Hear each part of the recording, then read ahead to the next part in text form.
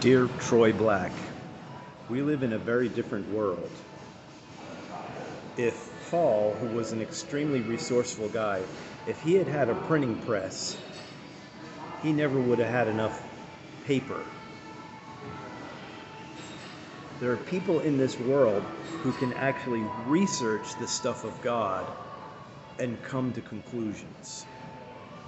We are living in a time where there's an onus of responsibility for people to research their own afterlife and the spirit realm and the spirit beings and how the spirit beings operate. If you have not studied with Michael Heiser, if you don't know the three attacks on human beings, number one is the fall, number two is the sons of God that took the women and created the giants, which are now the demons. Those sons of God, they're still operating.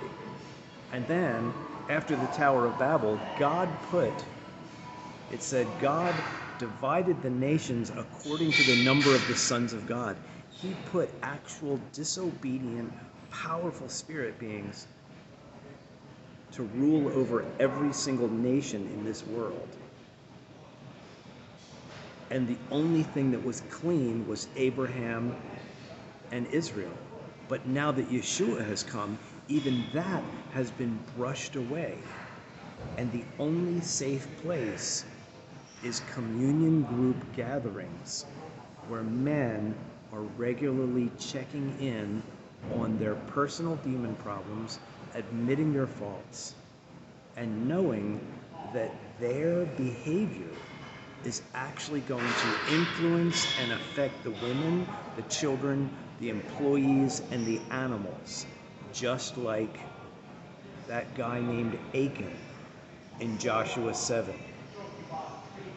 Okay, so in some ways, Troy, you are thinking in the standard, Constantinian church way and atmosphere.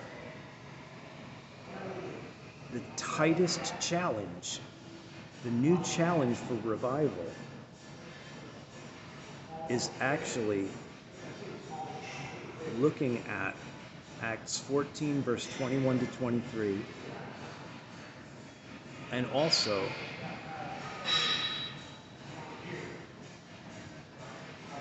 First Corinthians 14 at the end. Those are two beautiful pictures of atmospheres where it's got to be a small group of intimate, close friends of Christ in a closed setting. This is not a wide open meeting. This is very, very tight stuff. And a shepherd is a person who is revealed in the neighborhood in an already established group of people that are devoted to God. It's literally just a grandpa, an elder heart in the midst of a communion group who is set up as the mediator and as the special heaven communicator if there's a conflict. This is the thing that must be revived, because we've got waves of darkness coming in and a lot of destruction coming in. Mark my words. Please go to my Good Communion for Good Family YouTube channel, Good Communion for Good Family. Scroll down to the end of the playlists. There's a playlist called Family Honesty Church, The Basics. I have never had church where there were regular conscience cleansing honesty times before communion in a home. If I had had that, I wouldn't have had 30 years of chasing promiscuity and worldly stuff. The church at large in America failed me because the church is running around for revival, and miracle signs and wonders and salvations. If you read 2 John, verse 8 to 11, it says that if you're rushing ahead and running some fancy ministry, if you are a believer and you're rushing ahead, but you're not bringing all the teachings of Christ, including the safe environment, is a regular communion time with honesty and admitting faults. Read the Didache and read Justin Martyr's First Apology.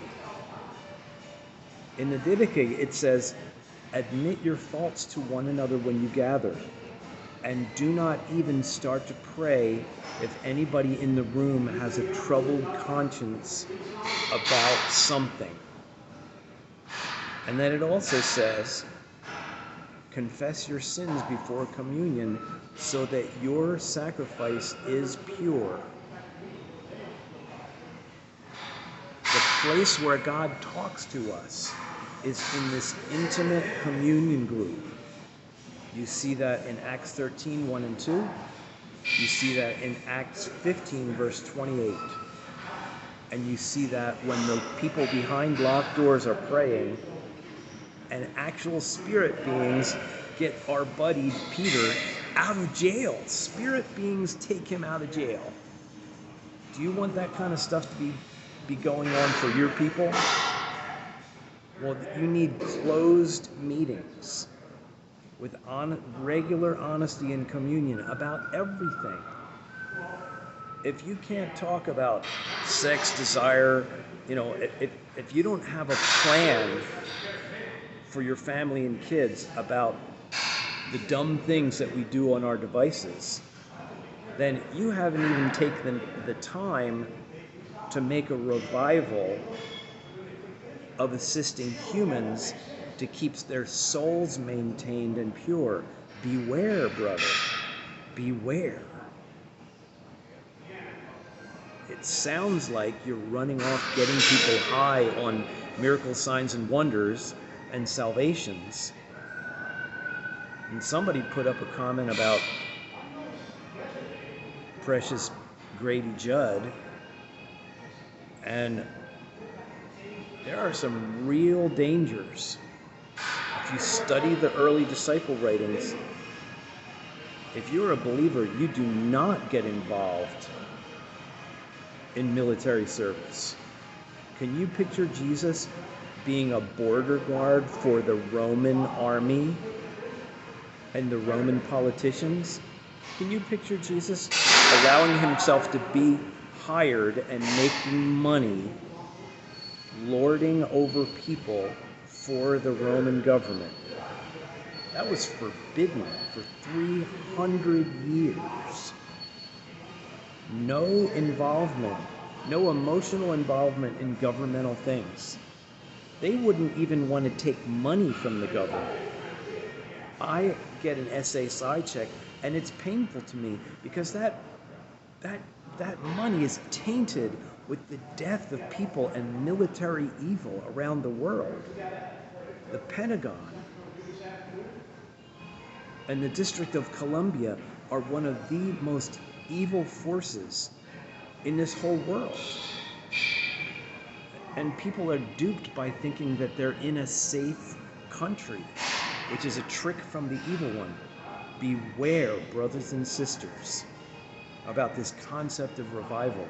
You must revive the maintenance of family honesty church, honesty and communion in a closed setting, having fun, just keeping our hearts as clean as the moment of our baptism. Peace be with you.